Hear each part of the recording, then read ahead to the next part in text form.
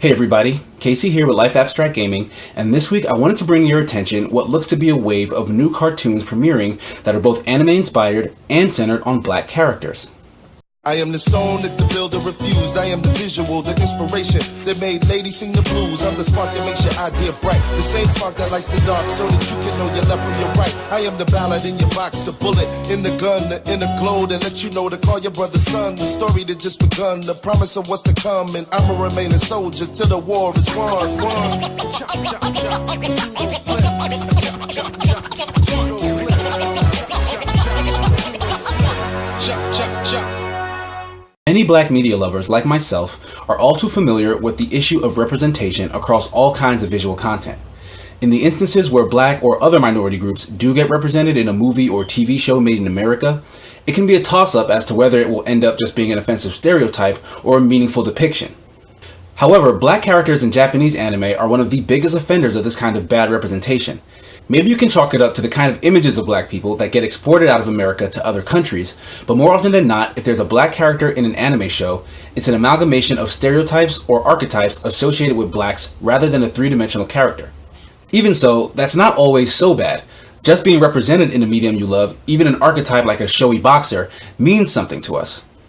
But rather than sit around and wait for others to get it right, there are a bunch of black creators that have taken matters into their own hands and produced some anime-inspired shows that seek to depict black characters as leads, heroes, and multidimensional. Teflon Punk is a comic set in Queensbridge, New York. It follows the young girl Inez Joslin in her struggle to one day leave the suffocating, crime-riddled inner city and her interactions with increasingly more dangerous and interesting people. The story is very grounded in reality, even though there looks to be room for the absurdity of sword fights in the modern day. The book's creator, Stephanie Meteor, has said that the series was inspired by the rapper Nas and several of his Illmatic music videos.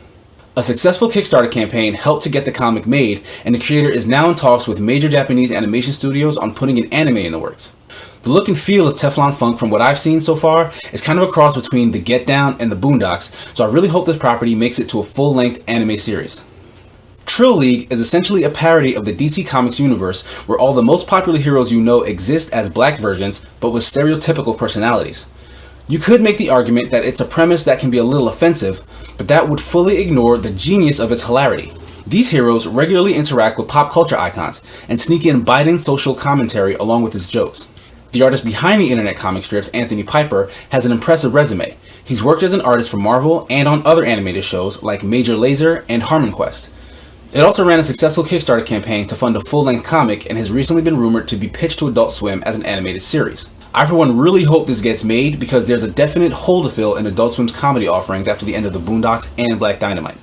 Speaking of those two shows, LaShawn Thomas, who's credited as a character designer and artist on both of them, has two new black anime projects that are already in production. Cannon Busters follows a robot named Sam, who's described as a high-end friendship droid. Her best friend is the heir to a kingdom that's currently in turmoil, so she's joined by two unlikely companions, an out-of-date maintenance robot, and a dangerous fugitive to help her seek out this heir. Cannon Busters has already been picked up by Netflix, but there's no date for its release just yet. Judging by its impressive teaser trailer, I can't imagine it's too far off. Children of Ether is the second show from LaShawn Thomas, and it's already streaming its 15-minute premiere on Crunchyroll. The story follows a woman named Rhonda who's dealing with a growing power inside her called the Ether. Her journey through what looks like a post-apocalyptic world is teeming with danger as she's being hunted down by unknown forces and needs to find out the reasons for her father's recent murder without getting killed herself.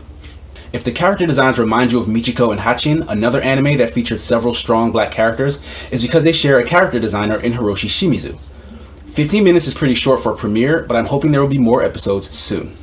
These four shows are only the tip of the iceberg of what's being referred to online as a new black renaissance.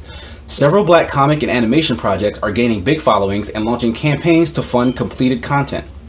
Keep a lookout on the horizon for Kariba, which is set in a mythological Zimbabwe and deals with the controversial building of the Kariba Dam, Kids to Kings, which is set in ancient Egypt and follows young royalty on a quest to grow their fantastical powers and eventually assume rule of the land, and Urbance, which is set in a dystopian future where an extremely deadly STD has spread that kills any sexual partners in minutes.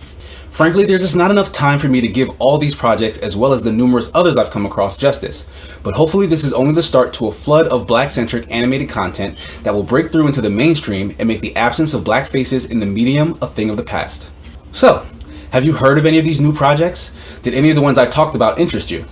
Do you know of any Black-centric anime shows that you want to shout out? Let us know. We're listening.